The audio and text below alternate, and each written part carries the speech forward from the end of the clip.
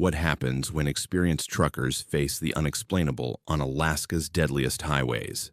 Tonight on Black Fears, 8 disturbing true stories that will shatter your sense of safety.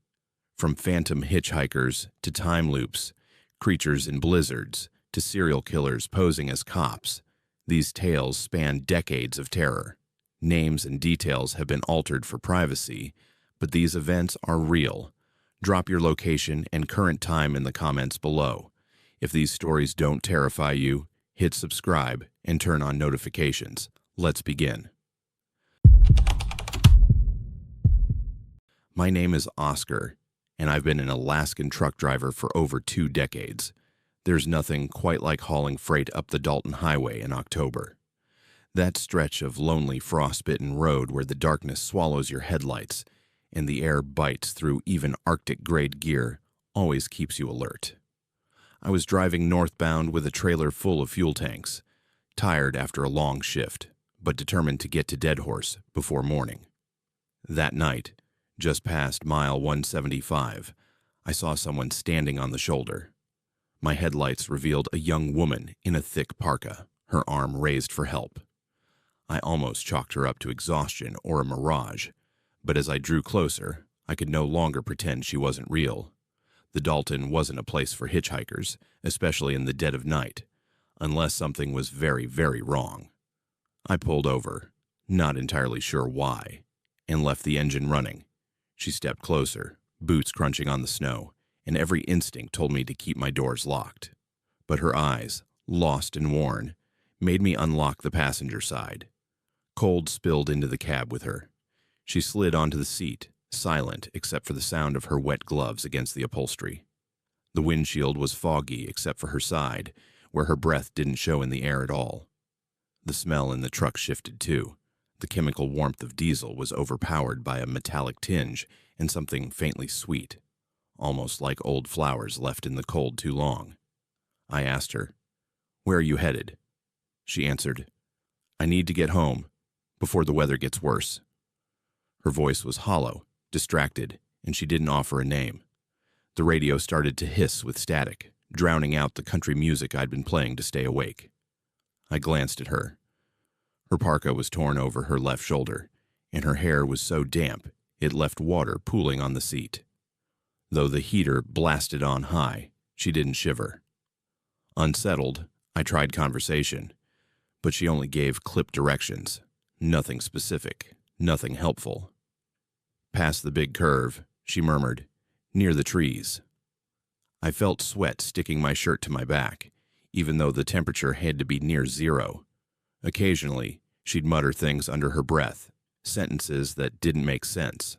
I caught snippets of, "The storm is coming," and "I have to get home," but every word made the cab feel colder. The taste in my mouth changed. 2, like old coins, sharp enough to make me gag.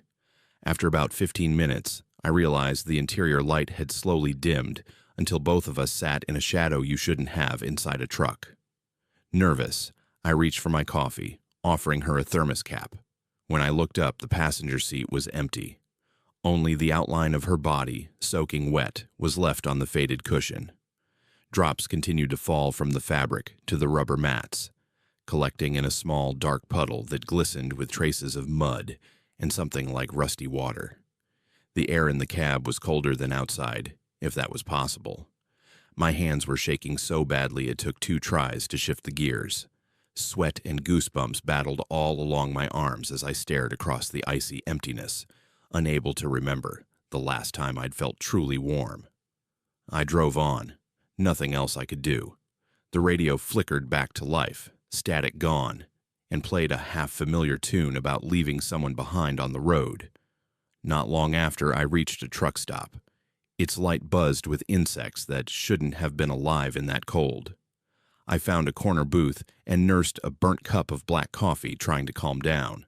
A grizzled regional driver named Coulter, a guy I'd known from years of shared layovers, slid onto the bench across from me. He knew from my face something had happened. I hesitated, then told him everything. Her torn parka, the chills, the vanishing, all of it. Coulter didn't smirk. He nodded like he'd heard the tale before. Yeah, Coulter said, voice rough as gravel. Every few years, someone on this route sees a girl like that. Always at night, always alone. Some say she died in a wreck during a blizzard about a decade back. When off the road, folks didn't find her for days. They say she's still trying to get home. His words filled the silence between sips of coffee. I pressed for details, who she'd been, if there'd been a name, but Coulter shrugged. No one really remembers. Just know to slow down at mile 175. The smell of lingering cold and the metallic taste in my mouth didn't fade until sunrise. I stopped at that mile marker on my way south a week later. There, half buried in snow, was an old cross made of trucker-grade plywood. No visible name, just a string of faded fake flowers and an unreadable inscription weathered by wind and frost. For a long minute, I stood in the biting wind and let myself listen to the emptiness. There was no supernatural voice, just the sigh of ice pushing along the road's edge and the distant crunch of a semi rattling by. My breath fogged the air, sharp with the taste of coal dust and diesel. I nodded and went on my way, hands a little steadier on the wheel. To this day, I never drive that stretch without remembering her. The way her presence made the cab feel wrong. The way my old Kenworth's heater couldn't battle the chill she left behind. I don't know if I did right by her or if any of us ever can, but I haven't seen a hitchhiker on the Dalton since. And if I ever do again, I'm not sure if I'll stop. Sometimes I wake up in the sleeper at night, tasting metal in my mouth and smelling that strange mix of old snow and flowers. And every now and then, when the static hits the radio just right, I think I hear her voice in the hiss, lost and asking once more for a ride home before the storm. My name is Joel, and I've been working as a freight dispatcher and backup driver at the Anchorage Port Authority for the better part of 15 years.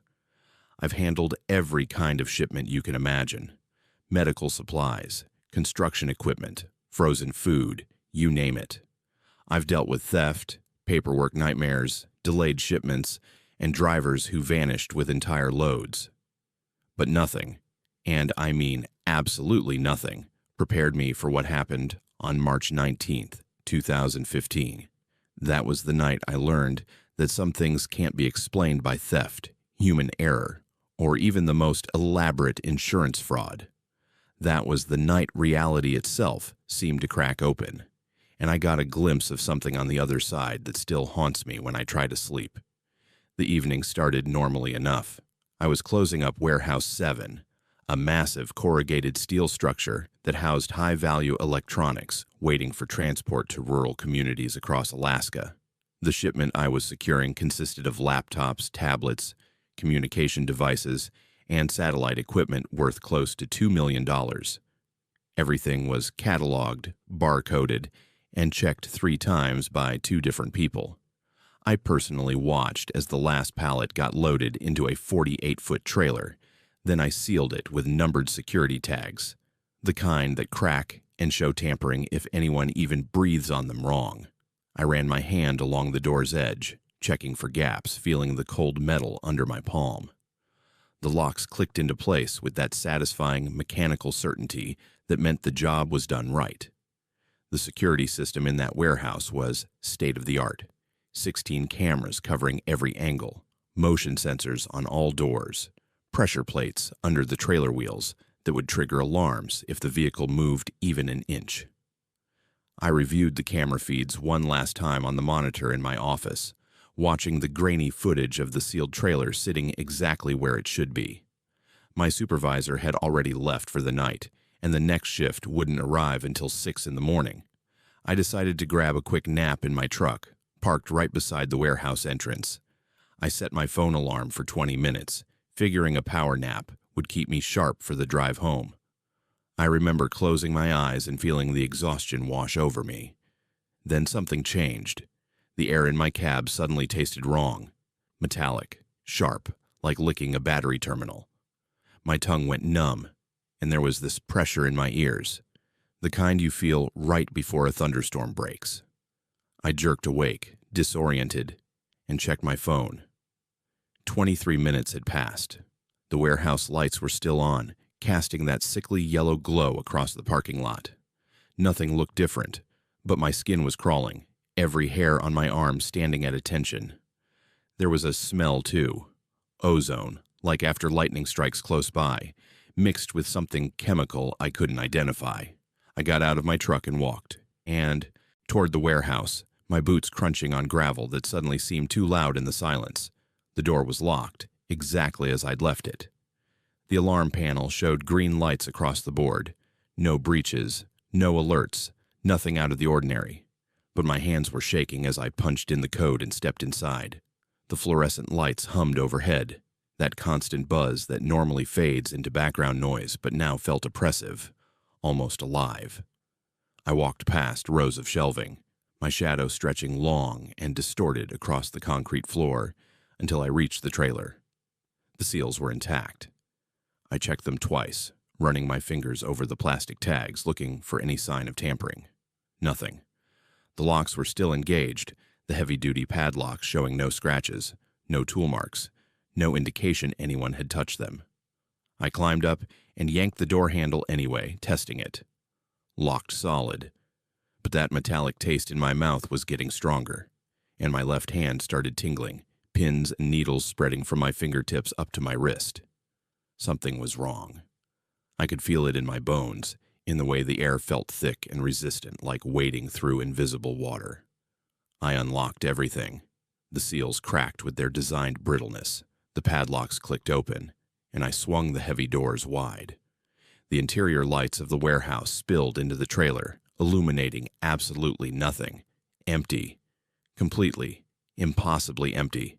Not a single pallet, not a loose cable, not even a scrap of packing material.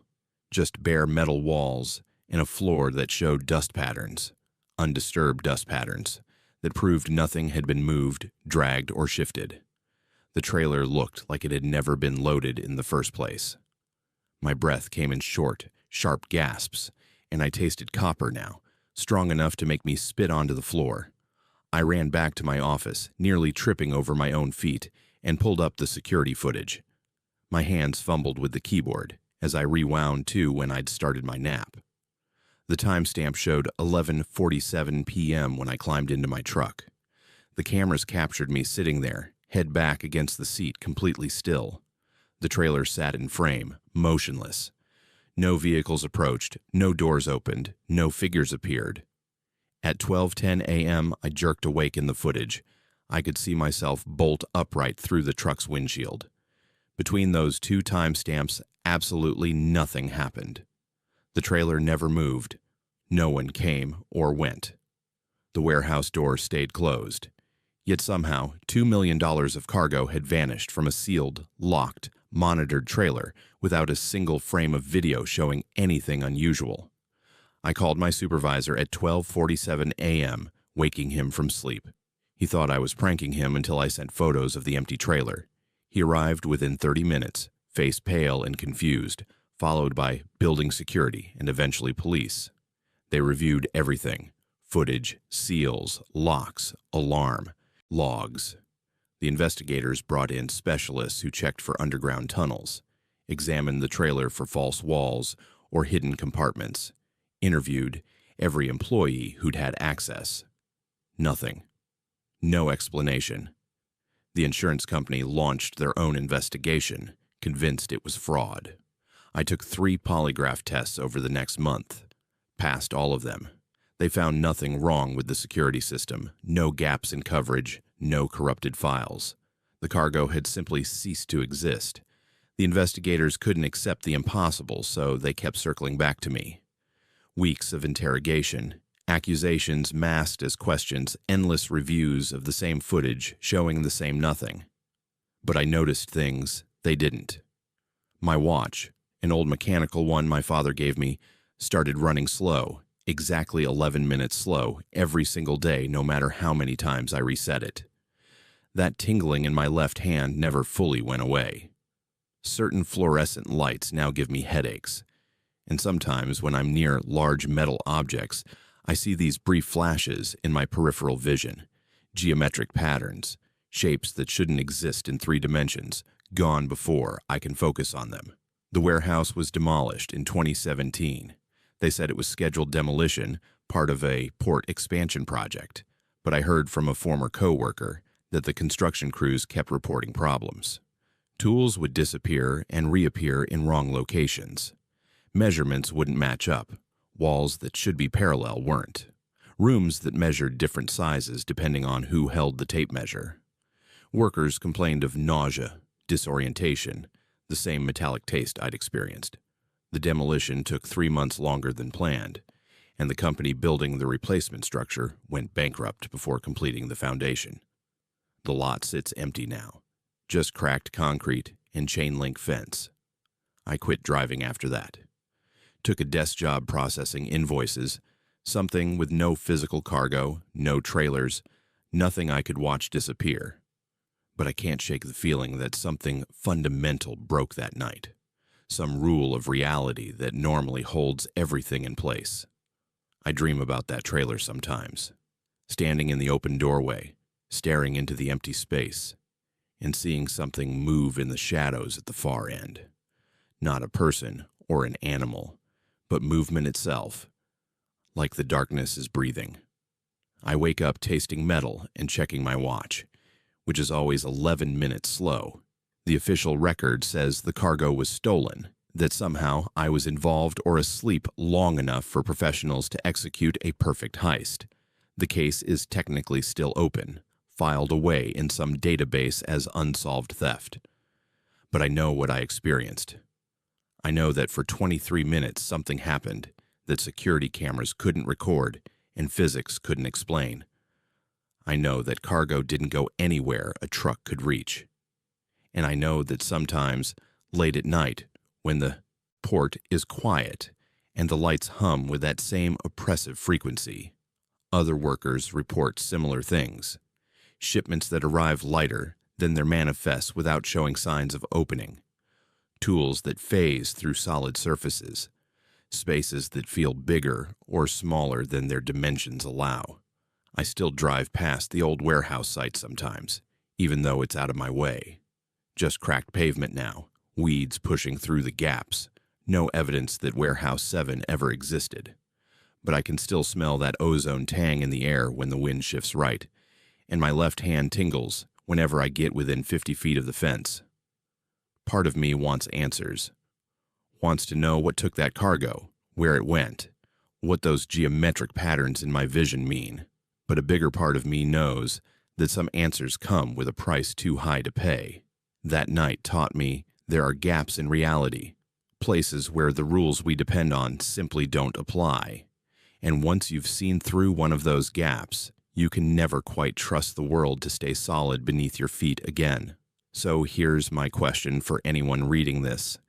Anyone who's worked late shifts in warehouses or driven empty highways or stood in spaces that felt subtly wrong.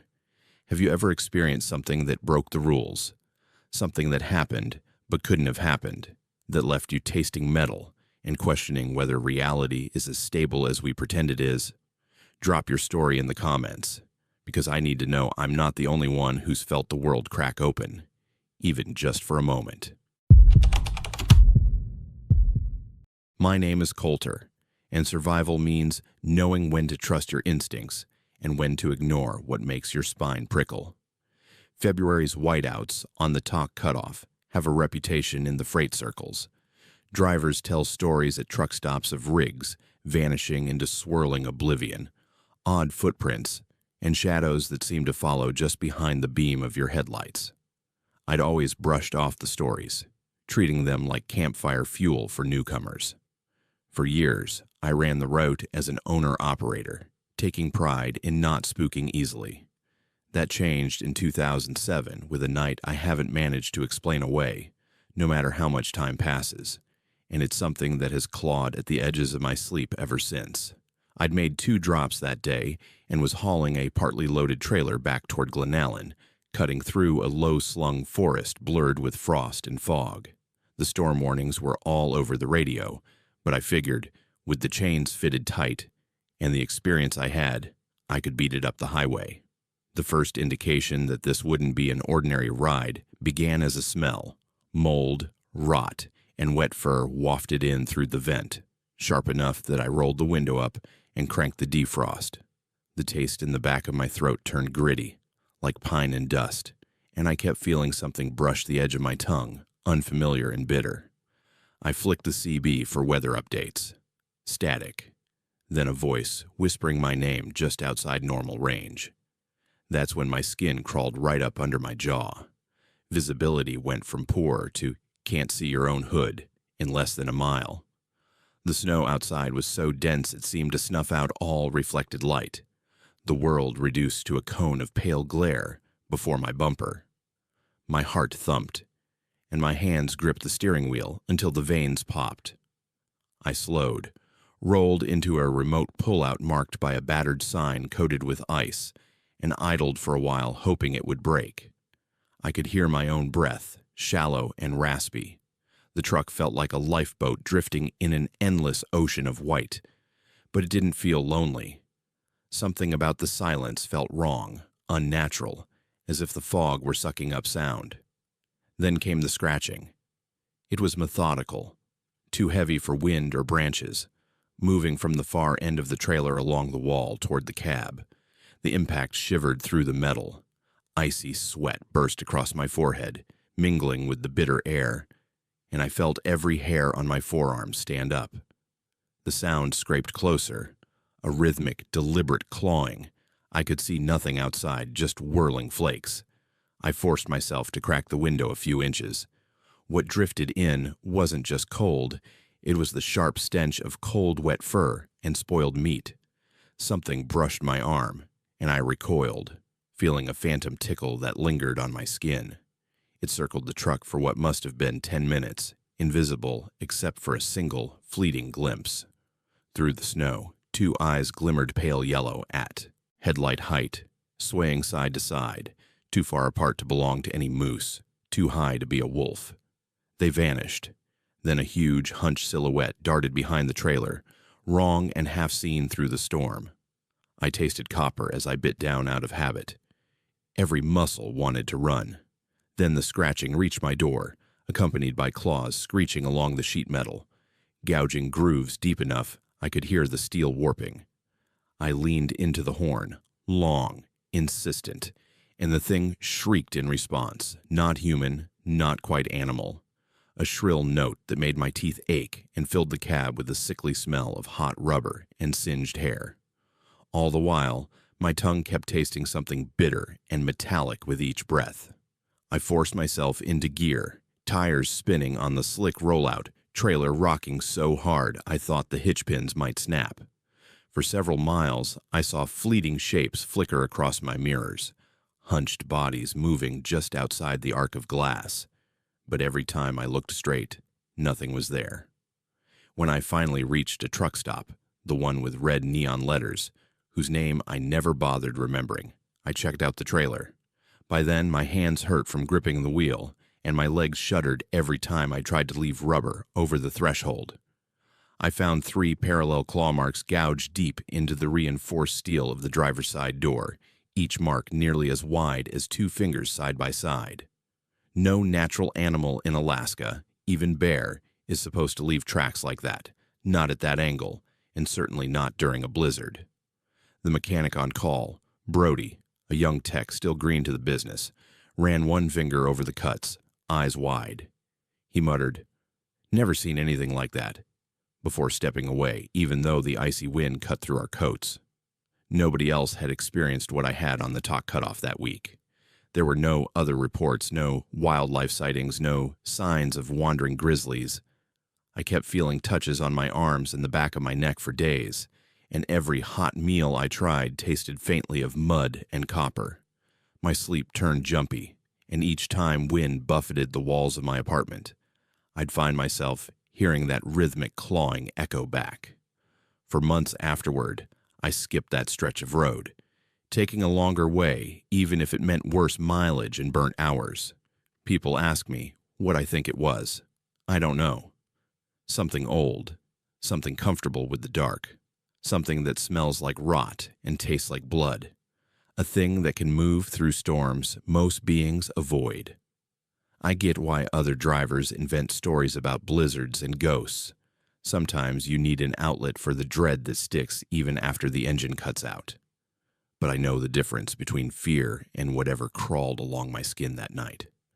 So, have you ever seen claw marks on steel that couldn't have come from any bear or wolf? Drop your answer in the comments and tell me, if something ever scratches outside your window, would you have the nerve to look out and see what's waiting? My name is Abel, and I drive regional routes across Alaska delivering supplies to construction sites, rural clinics, and anywhere that needs heavy equipment moved fast. The Richardson Highway is a beast in August, long, winding, and deceptively empty. Most tourists stick to the main corridors, so once you're past Glenallen, it's just you and the occasional trucker hauling timber or fuel. I've always appreciated the solitude, the way the mountains rise like jagged teeth against endless sky, the crisp air that smells of pine resin and diesel exhaust. But on August 23, 2011, near Paxson, I learned that solitude isn't always safe. Sometimes it's the perfect cover for monsters wearing human faces. The afternoon was fading into that strange twilight Alaska gets in late summer, where the sun hangs low but refuses to set completely. I'd finished a delivery run and was heading back south with an empty flatbed, radio playing classic rock, windows cracked to let in the cool air. Traffic was sparse, maybe 3 vehicles in the past hour. That's why the scene ahead stood out so sharply. Red and blue lights strobed against the tree line, bright and insistent. A police cruiser had pulled over a small sedan about a quarter-mile ahead. Standard traffic stop, or so it seemed. I eased off the throttle, giving them space, watching as a figure in what looked like a state trooper uniform approached the driver's side window of the sedan. Something felt off immediately. The cop's movements were jerky, hesitant, like he wasn't comfortable in his own skin. His uniform looked wrong, too. The fit was baggy, sleeves too long, belt riding too high on his waist. As I rolled past at reduced speed, my headlights swept across his face for just a second. Wild eyes, unshaven stubble, patchy and uneven, hair sticking out from under the hat at odd angles. No radio clipped to his belt, no badge reflecting light, no partner in the cruiser. State troopers in Alaska almost always work in pairs on highway stops, especially in remote areas. This guy was alone, and every instinct I'd honed over 15 years of driving screamed that this was wrong. I passed them and continued for maybe 100 yards, but my hands were sweating on the wheel. My rear view mirror showed the fake cop leaning into the sedan's window, blocking my view of whoever was inside. Then I heard it. A scream, muffled but unmistakable, high-pitched and terrified.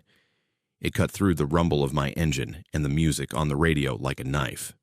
My heart kicked hard against my ribs, and I tasted adrenaline, sharp and metallic, flooding my mouth. I hit the brakes, pulling onto the shoulder, and grabbed the tire iron I keep wedged behind my seat. My phone showed 1 bar of service, not enough to call anyone, and the nearest town was 30 miles back. I jumped down from the cab, boots hitting gravel, and started back toward the cruiser at a jog. The smell hit me first, gasoline and sweat, thick and sour in the cooling air. As I got closer, I could see the scene more clearly. The fake cop had his back to me, one hand gripping the driver's arm through the open window, the other fumbling with something at his waist. Zip ties. He was trying to bind the driver's wrists while she thrashed and screamed. She looked young, maybe mid-20s, face streaked with tears, eyes wide with panic. The moment I saw those zip ties, everything clicked. This wasn't a traffic stop. This was an abduction. I didn't announce myself, didn't shout a warning or try to reason with him. I just ran full speed and swung the tire iron at the back of his shoulder with everything I had. The impact jarred up my arm, a solid thunk of metal against bone and muscle, and he staggered forward with a howl of pain. The woman yanked her arm free and scrambled out the passenger side door, stumbling on the gravel but staying upright. The fake cop spun toward me, face contorted with rage and pain. one hand clutching his shoulder. Up close, he smelled like stale cigarettes and something chemical, maybe ether or cleaning solvent. His eyes were bloodshot, pupils dilated, mouth twisted into a snarl that showed yellowed teeth. He lunged at me, faster than I expected for someone I'd just hit, but I sidestepped and brought the tire iron down across his forearm. Another crack, and this time he dropped the zip ties and stumbled backward against the cruiser. The woman was running now, heading toward my truck, and I shouted for her to get inside and lock the doors. The fake cop tried to recover, reaching for something in his belt. A knife, long and serrated, the blade catching the dying light. My breath came in short gasps, and I could feel my pulse hammering in my temples. He took a step forward, knife raised, and I swung again, this time catching him across the jaw. His head snapped sideways, and he went down hard onto the pavement, blood spraying from his mouth. I stood over him, tire iron raised, ready to swing again if he moved, but he just lay there groaning, one hand pressed to his bleeding face. That's when I heard the sirens. Real sirens, growing louder from the south. Someone must have called it in, maybe another driver, who'd passed earlier and noticed something suspicious. Within minutes, 2 actual state trooper vehicles pulled up, lights blazing, officers jumping out with weapons drawn. They assessed the scene in seconds. The fake uniform, the zip ties scattered on the ground, the terrified woman in my truck, the knife, and the man bleeding on the pavement. The troopers cuffed him and pulled him upright. One of them checked his ID and went pale. They radioed for backup and an ambulance, voices tight and urgent. The senior officer approached me while I gave my statement, hands still shaking, tire iron resting against my leg. He told me the man's name was Patrick, a drifter, wanted in 6 states for abduction and murder. 28 confirmed victims over 12 years, all women traveling alone on remote highways. He'd been using stolen police equipment to pull people over, playing the authority figure until he could get them isolated and vulnerable. His real cruiser, a beat-up van outfitted with magnetic light bars and fake decals, was found parked behind a ridge half a mile back. Inside that van, investigators found a nightmare: torture implements, duct tape, lengths of chain, a camera with thousands of photos documenting his victims' final moments, personal belongings from at least 17 missing people, driver's licenses, jewelry, scraps of clothing, a notebook with names, dates, locations, all meticulously recorded like he was keeping score. The woman I'd saved, Elena, gave her statement through tears, explaining how he'd pulled her over claiming her taillight was out, then tried to force her into his van when she asked for his badge number. If I hadn't turned back, she would have been number 29. Patrick was charged with multiple counts of kidnapping, murder, and assault. The trial took 8 months, and I testified twice, describing exactly what I'd seen and done. The courtroom was packed with families of victims, people who'd been searching for answers for years. When the verdict came back, life without parole on every count, the room erupted in a mix of sobbing and relieved applause. Elena hugged me afterward in the hallway, still crying, thanking me over and over. I didn't feel like a hero. I just felt sick, thinking about how many people must have driven past his fake traffic stops over the years without stopping, without questioning, without helping.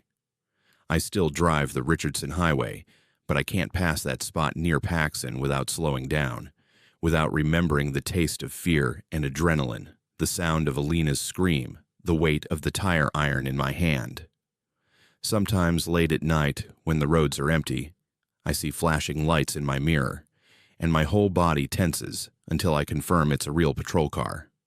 I've taught my daughter what real police uniforms look like, how to verify badge numbers, how to call dispatch if something feels wrong during a traffic stop. Because predators like Patrick rely on authority, on people's instinct to comply, on the assumption that official-looking lights and uniforms mean safety. The highway patrol increased their presence after Patrick's arrest, and trucking companies updated their safety protocols, teaching drivers how to spot fake law enforcement. But I know there are others out there, other monsters using the same tactics on different roads, waiting for the next vulnerable traveler who won't question the lights in their rearview mirror. I carry that tire iron in my cab still, and I always will. Not because I'm looking for trouble, but because I know now that sometimes the scariest things on the highway aren't accidents or weather or mechanical failures. Sometimes they're human beings who've learned to weaponize trust. So tell me this, if you saw someone getting pulled over late at night and something seemed wrong, would you stop? Would you risk getting involved, or would you keep driving and hope someone else handles it? Comment below, because that split-second decision can mean the difference between someone going home safe or never being seen again. My name is Griffin, and I've owned my rig for 9 years now, hauling whatever needs moving across Alaska's most brutal stretches. Being an independent owner-operator means I answer to no one but myself and the deadlines I agree to.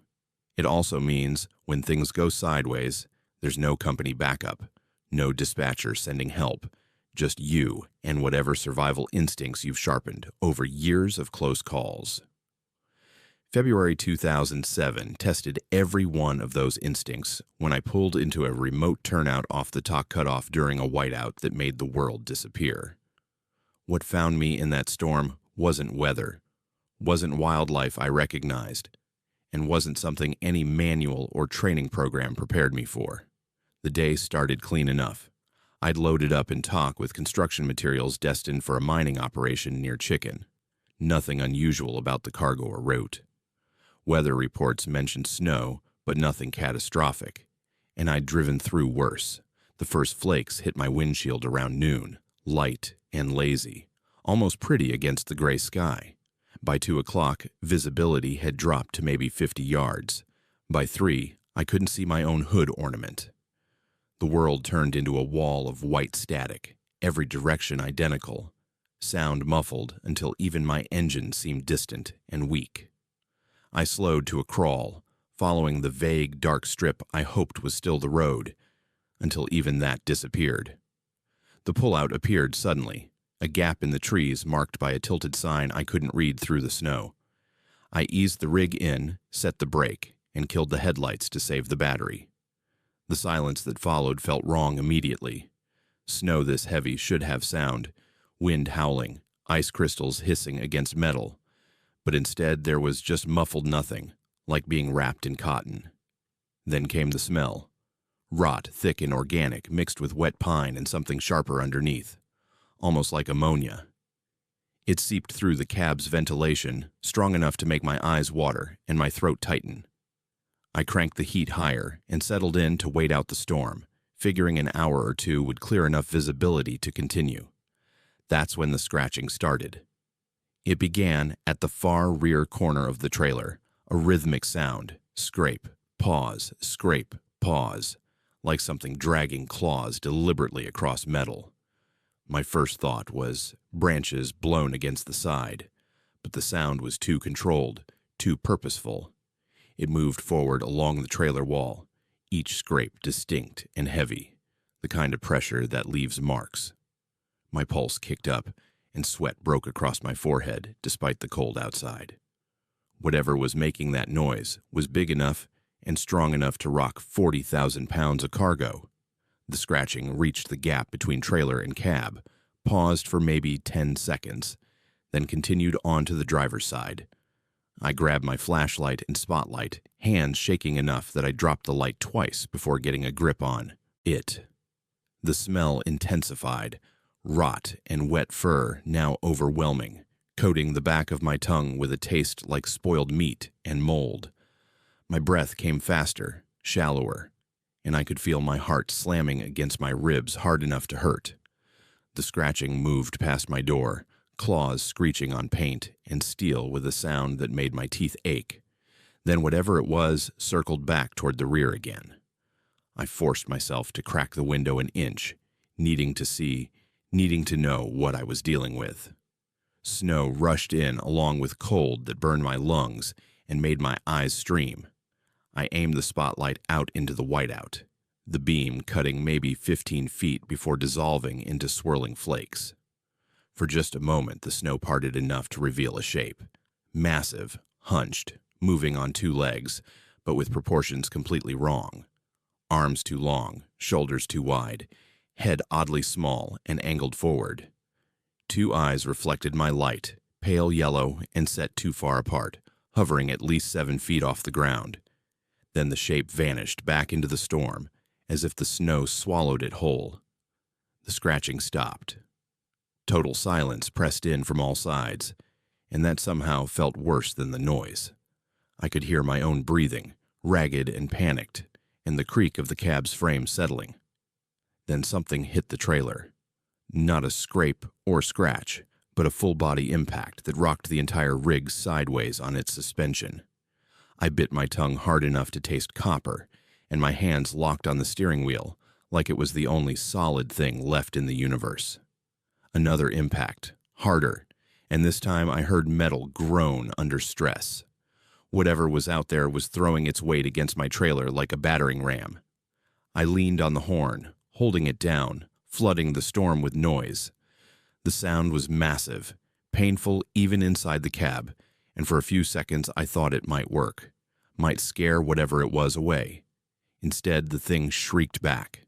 The sound cut through the horn, through the walls, through everything. A high, piercing note that wasn't quite animal and definitely wasn't human. It vibrated in my chest and made my vision blur at the edges. The smell got worse, if that was possible. And suddenly I was breathing in rot and something burning, like hair on fire. I threw the rig into gear before I even fully processed the decision, just pure animal panic taking over. The tires spun on ice and packed snow, struggling for purchase, trailer fishtailing behind me.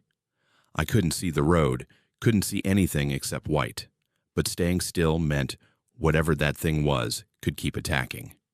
The engine roared as I fought for traction, finally feeling the tires bite and the truck lurch forward. For the first quarter mile, I kept seeing movement in my mirrors, hunched shapes keeping pace with me, multiple figures running alongside the trailer, but always just at the edge of visibility, where the snow made everything uncertain. The storm broke. About 20 miles later, thinning enough that I could make out the road and tree line again. I pushed the rig as fast as I dared, not stopping until I reached a truck stop with bright lights and other vehicles and people.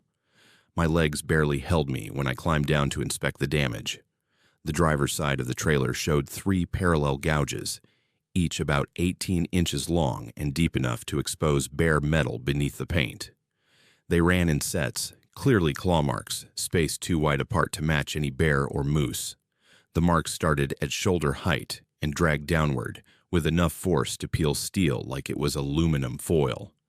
A younger driver named Rory was filling up at the next pump, and he wandered over when he saw me staring at the damage. He took one look at the gouges and went pale, taking a step back without seeming to realize it. He asked what did that, and I told him the truth. I didn't know, just something big and wrong that found me during the whiteout. Rory mentioned hearing stories from other drivers about things in the deep wilderness that don't match any known species, creatures that hunt during storms when visibility drops to nothing. He said most drivers won't talk about it openly, afraid of sounding crazy or damaging their reputation, but the stories are there if you know where to listen. I had the trailer repaired, fresh paint covering the claw marks, but I can still see exactly where they were. Sometimes, when I'm driving at night and catch my reflection in the side mirror, I see those gouges ghost-like underneath the new paint, like scars that won't fully heal. The smell comes back occasionally, too, especially during winter, when the temperature drops below 0. I'll be sitting in a warm diner or my own apartment, and suddenly I'll catch a whiff of rot and wet fur, and my whole body will tense up like it's happening again. I still drive the top cutoff, still haul loads through remote areas, but I never pull over during whiteouts anymore. If visibility drops to nothing, I crawl along at 5 miles per hour until I reach civilization, even if it takes 8 hours. Other drivers flash their lights at me sometimes, annoyed at my slow pace blocking the road, but I don't care. They haven't seen what I've seen, Haven't felt the truck rock under impacts from something that shouldn't exist. Haven't heard that shriek that sits somewhere between animal rage and something far more intelligent and cruel. The worst part is knowing it's still out there. Not just one creature, but others like it, living in the spaces where humans rarely go, hunting in storms that hide their movements. I wonder how many missing persons reports in Alaska's wilderness areas are written off as exposure or bear attacks when something else entirely was responsible. I wonder how many other drivers have seen the yellow eyes reflecting their headlights and convinced themselves it was just an elk or moose, explaining away what their instincts knew was wrong. My hands still shake when heavy snow starts falling, and I can't sleep through blizzards anymore. I lie awake listening to wind rattle the windows, tensing at every sound that might be scratching, every shadow that moves wrong. People who haven't experienced something like this think fear fades with time, that eventually you process the trauma and move on. But some fears don't fade. They just learn to live inside you, waiting for the right trigger to come roaring back with full intensity. So let me ask you this. Have you ever been alone in the wilderness, in conditions where you couldn't see or hear properly, and felt watched by something that didn't move like normal animals? Have you ever found marks on your vehicle or property that no wildlife expert could identify? Share your encounter in the comments because I need to know how many of these things are out there and how many of us have survived meeting them. My name is Raphael, and driving at night on Alaska's Glen Highway has always been my meditation. The hum of the engine, the rhythm of white lines disappearing under my tires, the way darkness wraps around everything except what your headlights touch, it brings clarity. I haul refrigerated goods, mostly seafood and produce, between Anchorage and smaller distribution points. The routes are predictable, the schedule's tight, and after 11 years doing this work, I could probably drive them blindfolded. But on November 17th, 2019, somewhere between Palmer and the Matanuska Valley, predictability shattered.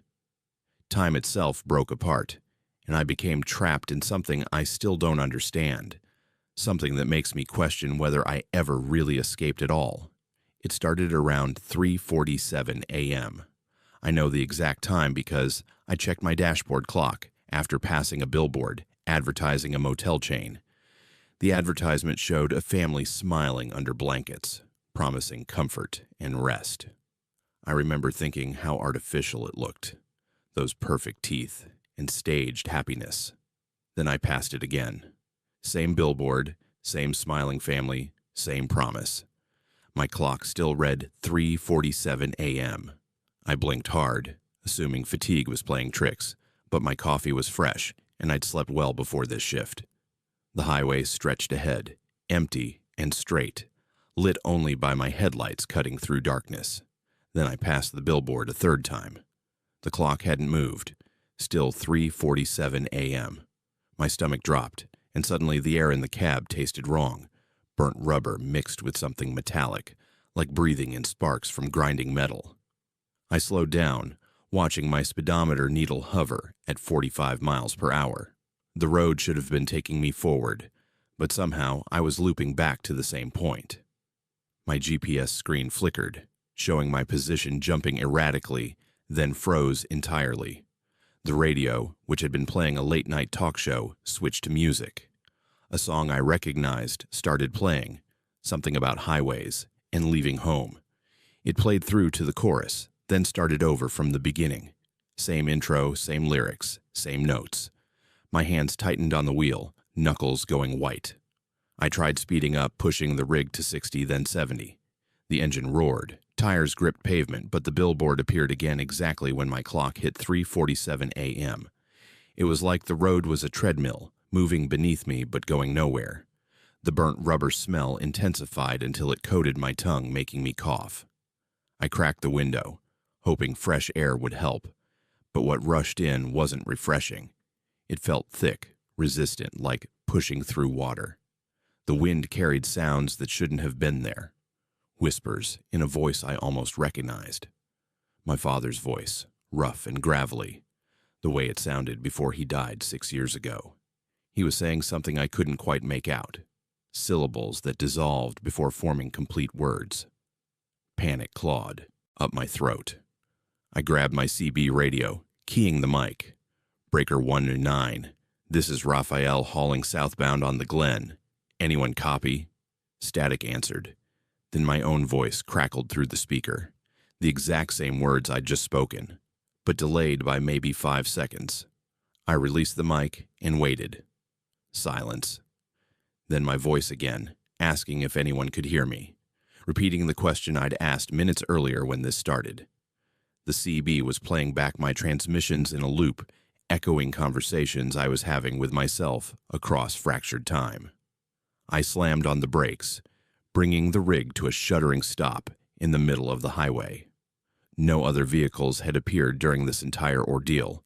The road was mine alone, stretching infinitely in both directions. I killed the engine, needing silence, needing the world to stop moving for just a moment. But the silence wasn't empty. Underneath the quiet, I heard my own breathing, amplified and distorted, coming from outside the cab, like someone was standing beside my door, mimicking every exhale. My heart hammered against my ribs, and I tasted copper fear coating my teeth. I forced myself to step out onto the pavement. Cold November air hit my face, carrying that strange thickness that made breathing feel labored. The highway looked normal. Cracked asphalt, faded yellow lines, dark forest pressing in from both sides. But when I looked behind my truck, the road was identical to what lay ahead. Perfect symmetry, like standing in a hall of mirrors where both directions were the same. I walked toward the rear trailer, each footstep echoing too loud, and when I looked back at my cab, I saw movement in the driver's seat. Someone was sitting there, someone who looked exactly like me. The figure in the cab turned its head slowly, meeting my eyes. It was me, but wrong. Older, gaunt, cheeks hollow, and eyes sunken deep into dark sockets. Its mouth moved, forming words I couldn't hear through the glass. I stumbled backward, nearly tripping over my own boots, and the figure raised one hand, pressing it against the window. Its lips kept moving, desperate, urgent. I moved closer, despite every instinct screaming to run, squinting to read its mouth. Turn back, turn back, turn back. The same 2 words repeated endlessly. I blinked, and the figure was gone. The driver's seat sat empty again. My breath came in ragged gasps, fogging in the cold air, and my hands trembled so badly I could barely grip the door handle when I climbed back inside. The clock read 3:47 a.m. The billboard was visible ahead in my headlights. Same motel, same family, same promise. I couldn't stay here, couldn't keep circling this nightmare. So I made a choice.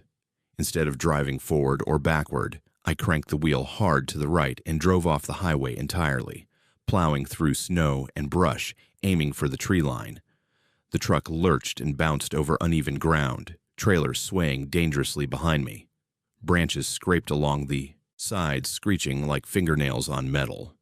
The burnt rubber taste grew stronger, until I thought I might vomit. Then, without warning, reality snapped back like a rubber band released. The truck jerked violently, throwing me against my seatbelt, and suddenly I was back on paved road. Not the Glen Highway. I'd somehow jumped to a different section entirely. My GPS flickered back to life, showing I was 80 miles past Palmer. The clock read 6:52 a.m. 3 hours had vanished. I pulled over at the next gas station, hands still shaking, and checked every inch of the truck. No damage from driving through the forest, no scratches from branches, nothing. The trailer was intact, the refrigeration unit humming steadily. I looked at my logbook. The pages showed a continuous drive from Anchorage with no gaps, no stops, as if those 3 hours had been normal travel time. But I remembered every second of the loop, remembered seeing myself in that driver's seat with hollow eyes and a desperate warning. I reported what happened to my supervisor, tried to explain the loop, The lost time, the impossible geometry of the road. He looked at me with concern and suggested I take a few days off, get some rest. Other drivers I talked to at the station just shrugged, offering theories about fatigue or bad coffee, or maybe hitting black ice and dreaming during a brief loss of consciousness. But I know what I experienced. I know I was trapped in something that shouldn't exist, some fold in reality where time collapsed on itself. The worst part came later. About a week after the loop, I started having trouble sleeping. Every time I close my eyes, I see that highway stretching ahead and behind in perfect symmetry. I taste burnt rubber and metal. I hear my father's voice whispering incomplete sentences. And sometimes, late at night, I catch my reflection in darkened windows and see that gaunt, hollow-eyed version of myself staring back, mouth moving in silent warning. My watch never keeps proper time anymore. It runs 11 minutes slow, no matter how often I adjust it, like some part of me is still stuck at 3:47 a.m., circling endlessly. I don't drive the Glen Highway anymore. I requested route changes, took different assignments, anything to avoid that stretch near Palmer. But sometimes, when I'm on other roads, other highways, in other states, the world will feel wrong for just a moment. The air will thicken, smells will shift to burnt rubber and copper, and I'll see the same mile marker pass twice. It never lasts more than a few seconds now, just brief flickers that remind me the loop is still there, waiting. I wonder if I ever truly escaped, or if I'm still circling that same stretch of highway, experiencing everything afterward as some kind of elaborate dream my trapped mind created to cope with eternal repetition. The doctors say it was a psychotic break brought on by stress and sleep deprivation. They prescribed medication that makes the episodes less frequent but never fully stops them. My family thinks I'm fragile now, damaged by whatever happened that night. Maybe they're right. Maybe I did break. But I remember that hollow-eyed version of myself mouthing those words with desperate urgency, and I can't shake the feeling that it wasn't a hallucination. It was me from some other loop, some other iteration trying to warn myself about something I still don't understand. And every day I wake up wondering if this is real life or just another cycle in an endless spiral I'll never escape. So here's what I need to know. Have you ever felt time skip or repeat? Have you ever looked at a clock and seen it refuse to move forward, or driven the same stretch of road that shouldn't exist twice? Tell me in the comments, because I need to know if the loop reaches beyond that highway, if others have touched whatever broke reality for me that November night. My name is Milena, and before I became a long-haul driver, I spent 6 years as a paramedic seeing humanity at its absolute worst. Blood, trauma, death, none of it fazed me anymore. I switched careers because I wanted solitude, wanted to trade human chaos for open roads and the kind of quiet where your thoughts are the only company. The irony is that the most disturbing thing I've ever witnessed happened not in some emergency room or accident scene, but at a decommissioned rest area off the park's highway in June 2003, where I discovered that some human activities leave stains reality itself can't wash away. I was pulling a relief shift for a freight company, covering for a driver who'd called in sick. The route took me north from Anchorage toward Fairbanks, with a trailer full of restaurant equipment and industrial kitchen supplies. Around 11 at night, my bladder started screaming for attention. I'd been pushing my luck for the last 40 miles, and when I spotted the rest area sign, faded and partially obscured by overgrown brush, I took the exit without thinking twice. The chain across the entrance had rusted through and lay in the weeds, and the closed sign was so weathered I could barely make out the letters. Desperation overrode caution. The parking lot was cracked concrete, overtaken by weeds, pushing through every gap. The building itself looked abandoned for years. Windows dark, paint peeling in long strips, graffiti covering one wall in faded spray paint. but the bathroom facilities appeared structurally sound, and I needed relief badly enough to risk it. The moment I stepped inside, the smell hit me. Old blood. Not the sharp metallic tang of fresh wounds, but the sweet, sick odor of dried blood mixed with mildew and something else. Burning sage. Incense. The combination made my stomach turn, and suddenly I wasn't desperate anymore. I was alert. The bathroom walls were covered in carvings. Not random graffiti or crude messages, but deliberate symbols carved deep into the drywall and tile. Circles within circles, geometric patterns that hurt to focus on. Strange, angular script that might have been letters or might have been abstract designs. Dried flowers lay arranged in precise patterns on the floor. Lavender, sage, something with dark purple petals I didn't recognize. Candles had melted directly onto the tile, dozens of them, creating waxy pools and rivers that connected like some kind of diagram or map. My paramedic training kicked in automatically, cataloging details, looking for evidence of immediate danger. That's when I noticed the basement door. It was hidden behind the broken stall at the far end, barely visible unless you were specifically looking. The wood was newer than the rest of the building, and scratches around the handle suggested frequent use. Every rational instinct said to leave, get back in my truck, drive away, and find a different place to stop. But 6 years of running toward danger instead of away had rewired something fundamental in my brain. I needed to know what was down there. I pulled out my phone, checked for signal, nothing, and turned on the flashlight app. The door opened silently, well-oiled hinges that confirmed someone maintained this place despite its abandoned appearance. The stairs descended into darkness so complete, my phone's light barely penetrated it. The smell grew stronger. Blood and sage, and now something like copper and ozone, the scent that lingers after lightning strikes. The walls on either side were lined with photographs, hundreds of them, thumbtacked directly into the concrete, showing faces of all ages and genders. Some were clearly printed from missing person posters. Others looked like candid shots taken without the subject's knowledge. Each photo had a date written beneath it in red marker. The earliest I could make out was from 1963. The most recent was from last month. The basement opened into a larger room with a concrete floor and exposed ceiling joists.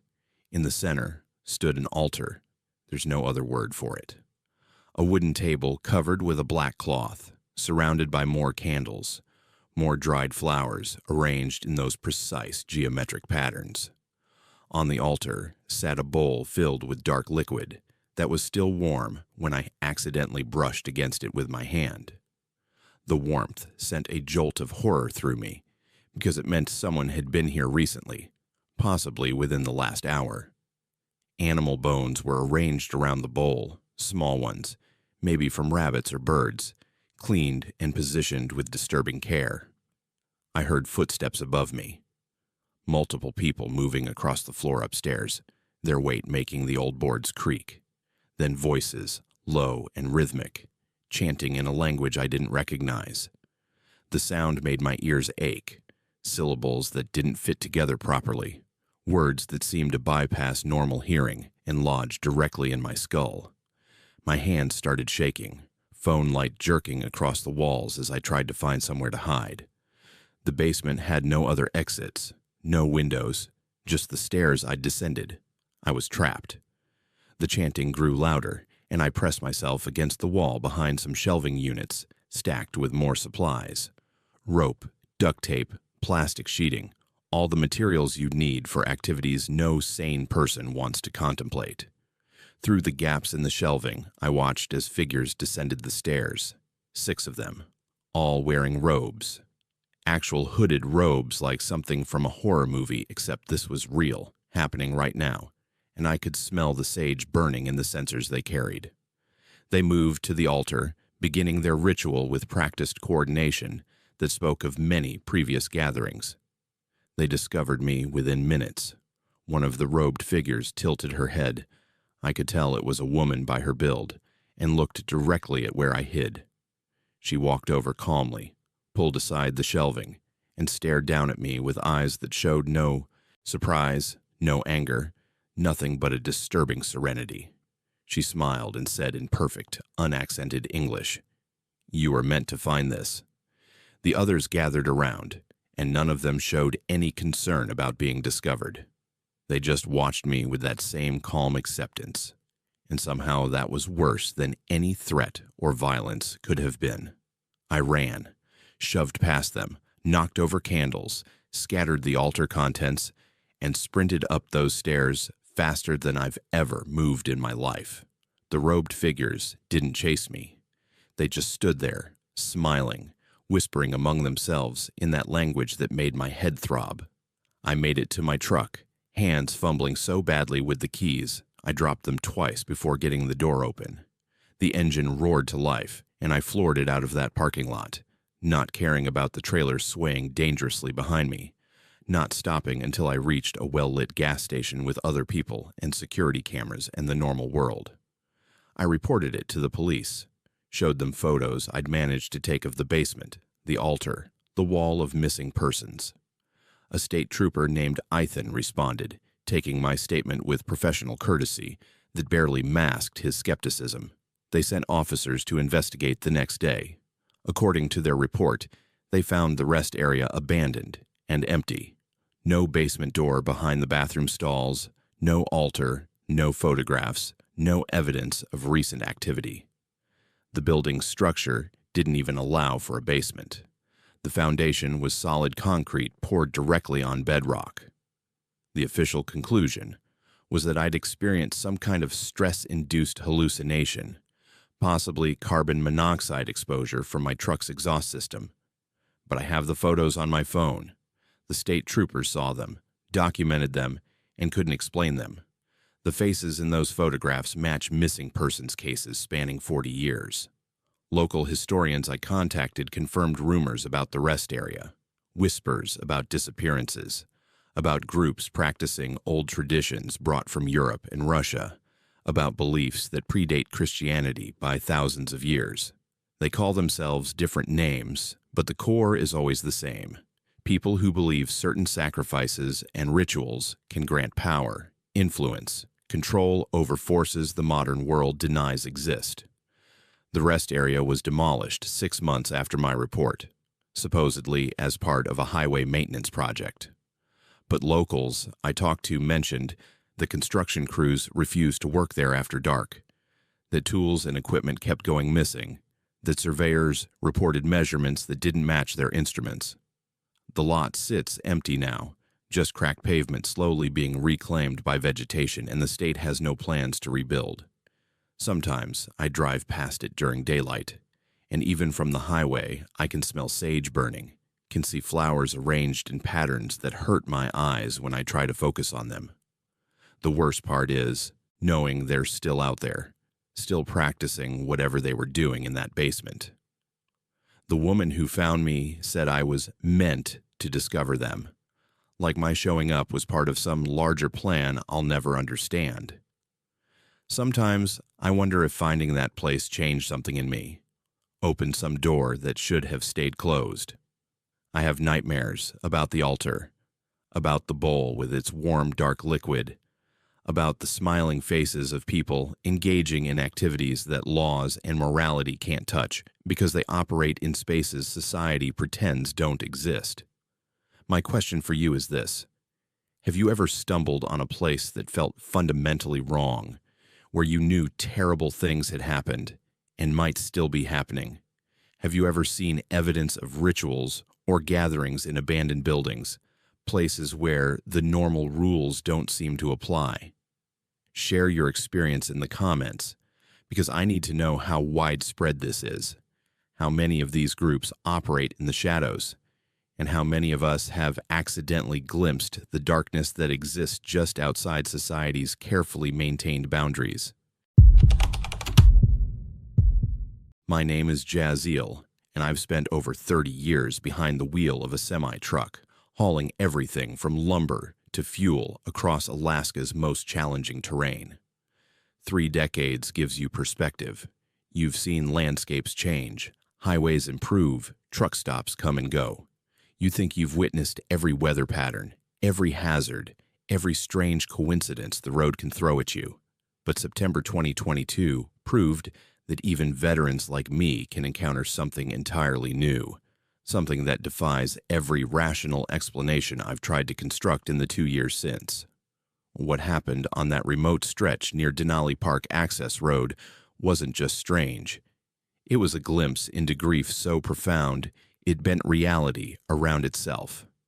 The evening air carried an unusual warmth for September. Temperatures hovering around 65 degrees when they should have been closer to 40. I was finishing a long haul from Fairbanks, tired but alert, looking forward to getting home and sleeping in my own bed for the first time in 8 days. The road curved through dense forest, with mountains rising in the distance, peaks still holding summer's last light while shadows pooled in the valleys below. Then the fog rolled in. Not gradually like you'd expect, but all at once, a thick gray wall that swallowed the landscape so completely I might as well have been driving through clouds. Visibility dropped to maybe 20 feet. I slowed to a crawl, hazards flashing, following the yellow center line with religious devotion, because it was the only thing preventing me from drifting into the ditch. That's when I noticed the smell. Flowers, roses maybe, or lilacs, something sweet and funereal, mixed with the earthy scent of decay, like walking past a florist next door to a funeral home. The combination made my throat tighten and my eyes water. Through the windshield, cutting through fog so thick it seemed solid, I saw a figure standing directly in my lane. I hit the brakes, feeling the trailer push against the hitch as momentum fought friction. The rig stopped, maybe 15 feet from where she stood. A woman in a blue dress, fabric torn and dirty, soaked through despite no rain having fallen in days. Her hair hung in wet strands across her face, and she stood perfectly still, arms at her sides, not reacting to 40 tons of steel and cargo that had nearly run her down. My heart hammered against my ribs as I set the parking brake and grabbed my flashlight, every instinct screaming that this situation was wrong on levels I couldn't articulate. I climbed down from the cab, boots hitting pavement that felt somehow softer than it should, like stepping on carpet instead of asphalt. The fog pressed in from all sides, muffling sound until even my breathing seemed distant. The woman turned to face me as I approached, and my flashlight beam revealed features that made my blood go cold. Pale skin with a bluish tint, lips the color of old bruises, and eyes. Her eyes were completely black, no whites, no iris, just dark holes that reflected my light like polished obsidian. She opened her mouth and asked in a voice that sounded like wind through hollow spaces, "Have you seen him?" I took an involuntary step backward, hand tightening on the flashlight until my knuckles ached. I managed to ask who she was looking for, though my voice came out hoarse and uncertain. She described a man, tall, dark hair, drives a red pickup truck, promised to meet her here. Her words came with details that felt specific and real.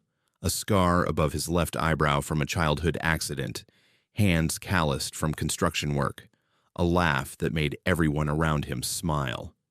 She asked again if I'd seen him, desperation creeping into that hollow voice, and I realized I was crying without understanding why.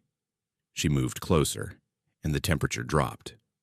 Not gradually, but instantaneously, like stepping into a freezer. My breath fogged the air despite the warm September evening, frost crystallizing on my jacket sleeves. When she reached out and touched my hand, the cold burned worse than any heat I'd ever experienced. It sank through skin and muscle, settling into bone, and with that touch came images, flashes of memory that weren't mine. A car crash, metal crumpling, glass exploding, screaming that cut off abruptly. A hospital waiting room, harsh fluorescent lights, a doctor shaking his head, an empty road at night, headlights approaching that never arrived. The woman's black eyes locked onto mine, and she whispered, "He promised to come back." Her voice cracked with something between anger and unbearable sorrow.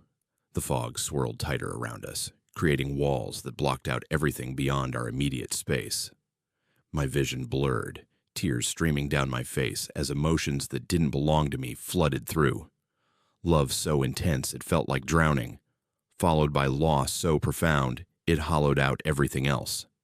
I pulled my hand away and staggered backward, the cold spreading through my chest like frozen fingers wrapping around my lungs. She smiled then, and it was the saddest expression I've ever witnessed on any face, living or otherwise.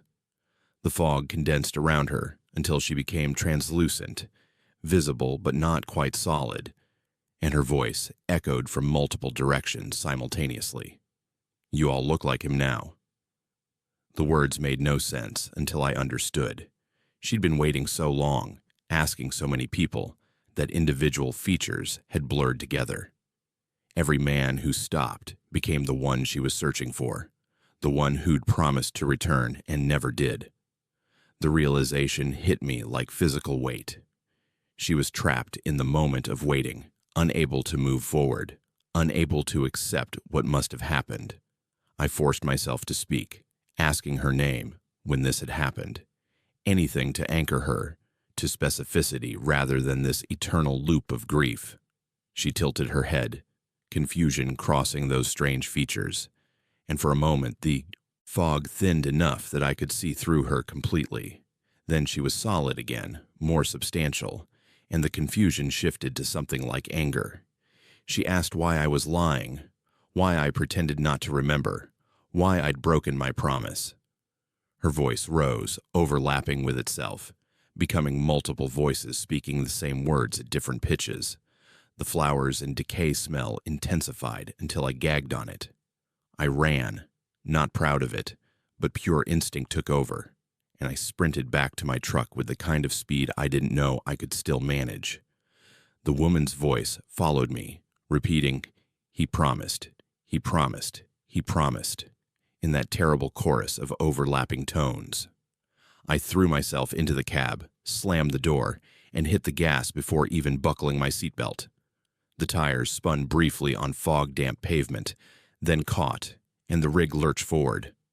In my mirrors, I saw her standing in the road, getting smaller as distance opened between us. But her eyes, those bottomless black eyes, seemed to hold steady, focused directly on me no matter how far I drove. The fog lifted as abruptly as it had appeared, vanishing within seconds to reveal clear twilight and normal mountain scenery. My hands shook so violently on the steering wheel that I had to pull over a few miles down the road just to sit and breathe and try to process what had happened. The cold had faded from my chest, but left behind an ache, a hollow sensation like something had been scooped out of me. I checked my hand where she'd touched it. No marks, no frostbite, just normal skin that felt hypersensitive to every texture and temperature. Research came later, after I'd reached home and tried unsuccessfully to sleep. Local newspapers from 1987 mentioned a fatal accident near that stretch of road. A woman named Valerie waited at a designated meeting spot for her fiancé, who'd been driving from Anchorage to pick her up. He never arrived because he died in a separate collision 50 miles south that same night, his red pickup truck crushed beyond recognition. Emergency responders found Valerie's body 3 days later, hypothermia having claimed her, while she waited for someone who would never come. The article mentioned her blue dress, the one she'd worn for what was supposed to be a celebration of their engagement. I talked to locals over the following months, mentioning the fog and the woman, without providing too many specific details.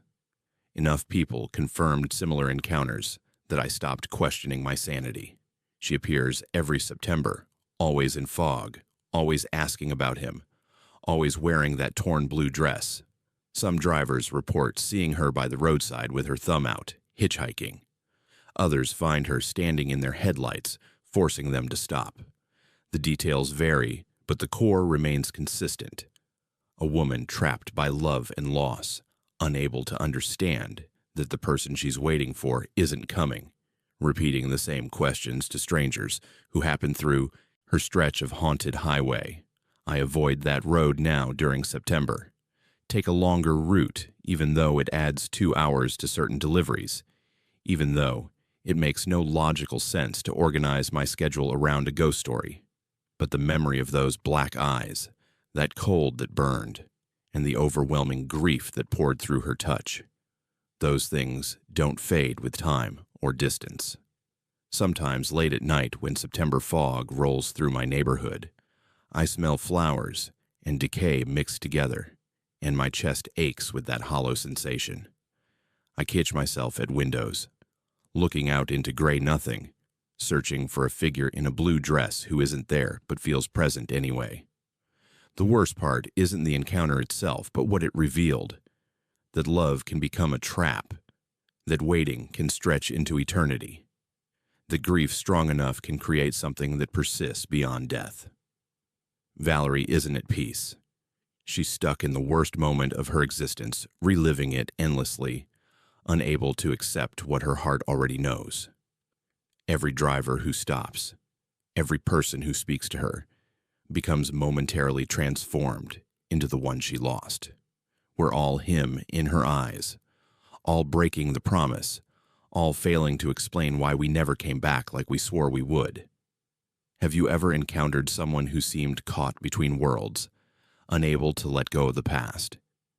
Have you driven through unexplainable fog where shapes moved and voices called from nowhere? Tell me in the comments, because I need to know how many spirits like Valerie exist on our highways, trapped by emotions too powerful for death to erase. These 8 stories from Alaska's darkest highways prove that terror takes many forms: ghosts seeking closure, reality fractures, creatures in storms, human monsters, and grief that transcends death.